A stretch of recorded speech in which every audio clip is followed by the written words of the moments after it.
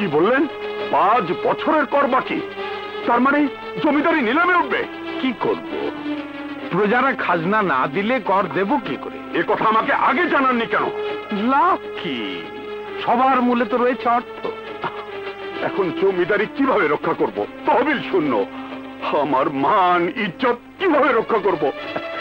অদ্ভুত কথা বলছো। তোমার মান ইজ্জত আছে নাকি? তোমার ছেলে সামান্য একটা নাচ নেওয়ালিকে সাথে নিয়ে পালিয়ে গেছে, প্রজা মহলে মুখ দেখাবার জো নেই। আমার তো মনে হয় রাতের অন্ধকারে এই মহল থেকে তোমাকেই মুখ লুকিয়ে পালাতে হবে। না, আমি তা পারবো না তুলা ভাই, আমি তা পারবো না। আমি এখন কি করবো? আপনি আমাকে বাঁচান। স্থির হয়েও না, পথ একটা আছে। যেখান থেকে পারো তোমার পুত্রকে খুঁজে এনে আমার কন্যার সাথে বিবাহ দিতে হবে। বলো, পারবে? অবশ্যই পারবো। নূপুর,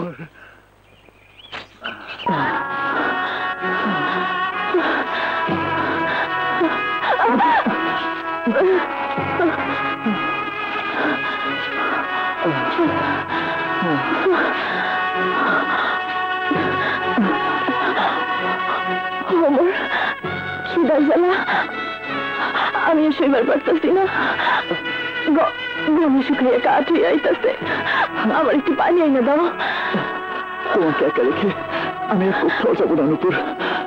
চলো সামনে কোথাও গিয়ে দেখি পানি পাই কিনা। চলো।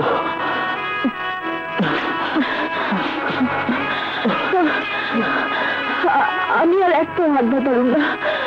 তুমি আমার কাঁধে ওঠো। না অমর, তোমার কষ্ট আমি সইবার পারুম না। আমার কিচ্ছু হবে না, ওঠো। না না অমর, না। এসো।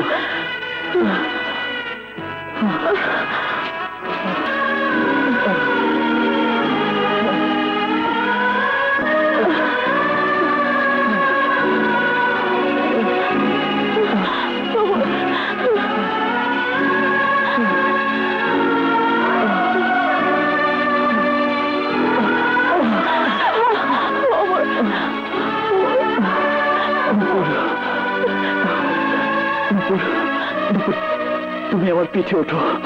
না অমর, তোমার কষ্ট হইতাছে। না নূপুর, ওঠো।